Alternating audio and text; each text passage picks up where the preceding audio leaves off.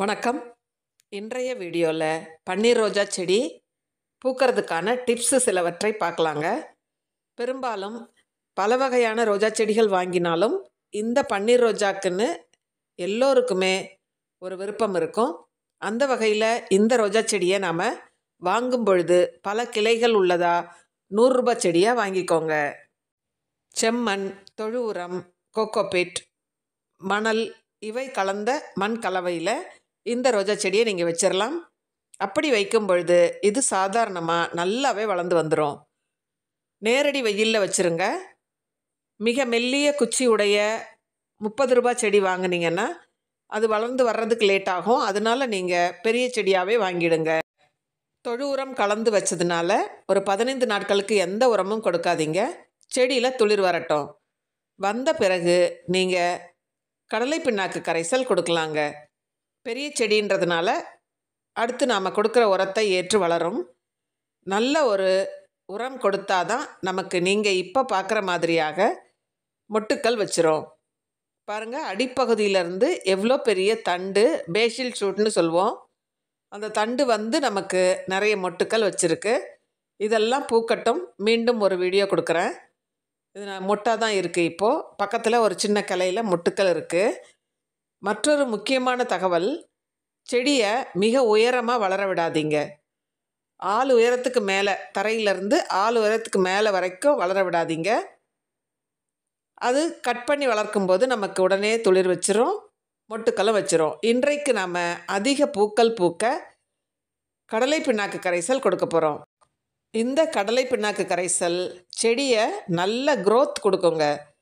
நல்ல துளிர்கள் அதிகமாக வரும்பொழுது தான் நமக்கு நாம் எதிர்பார்க்குற மாதிரி பூக்கள் கிடைக்கும். சாதாரணமாகவே ரோஜா செடியை ஹெவி ஃபீடர்னு சொல்லுவோம். அதனால் நாம் கடலை பிண்ணாக்கு கரைசல், மண்புழு உரம், தொழு உரம் இவற்றை மாற்றி மாற்றி கொடுக்கணுங்க. இதற்கிடையில் மாதம் ஒரு முறையாவது எப்சம் சால்ட் 1 லிட்டர் தண்ணிக்கு 2 கிராம் கலந்து செடிக்கு ஊற்றிடுங்க. செடி பசுமையாக இருக்கும். முக்கியமாக செய்ய வேண்டியது பூச்சி விரட்டி. வாரம் ஒரு முறை அல்லது 10 நாட்களுக்கு ஒரு முறையாவது கண்டிப்பாக பூச்சி விரட்டி நீங்கள் தெளிச்சிடணும். அப்போ தான் நம்ம செடிகளில் வரக்கூடிய மொட்டுக்கள் வீணாகாமல் பூக்க ஆரம்பிக்கும். 3 நாட்கள் நன்றாக புளித்த கடலை பிண்ணாக்கு கரைசலில் மேலும் 5 மடங்கு தண்ணீர் கொடுத்துட்றோம். கலந்து ஒவ்வொரு செடிக்கும் ஒரு 200 ml வீதம் ஊற்றுனீங்கன்னா போதுமானது. அதிகமாக கொடுக்கும் பொழுது அது மண்ணை விட்டு வெளியேறிடும். இந்த மாதிரியான மொட்டுக்கள் நமக்கு நிறைய கிடைக்கணும்னா இப்படி உரங்கள் அதிகமாக கொடுத்து தாங்க ஆகணும்.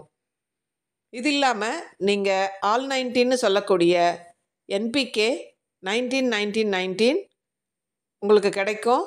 உரக்கடைகளில் கேட்கலாம். 1 லிட்டர் தண்ணிக்கு 2 கிராம் கலந்து செடிக்கு ஊற்றி விடுங்க.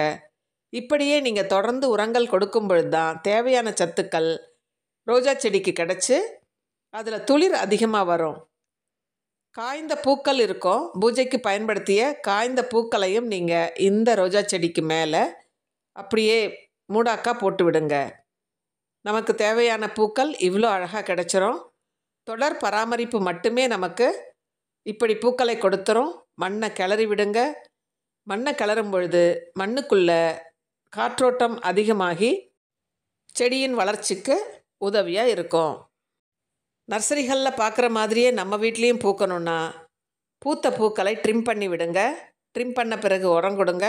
அதற்கப்புறம் அதற்கு துளிர் வந்து மொட்டு வைத்து பூக்க ஒரு குறிப்பிட்ட கால இடைவெளி வேணும். அதற்கு பிறகு நாம் எதிர்பார்க்குற மாதிரியான பூக்கள் கிடச்சிரும். திரும்ப பூக்களை கட் பண்ணுங்க, உரம் கொடுங்க, பூச்சி விரட்டி தெளிங்க. இப்படி தொடர் பராமரிப்பில் நாம் தினமும் பூக்களை அறுவடை செய்யலாம். நீங்களும் இது போன்ற முயற்சிகளை செய்யுங்க. கண்டிப்பாக உங்கள் வீட்லேயும் பன்னீர் ரோஜா பூத்துரும். தேங்க்யூ ஃபார் வாட்சிங். Happy gardening.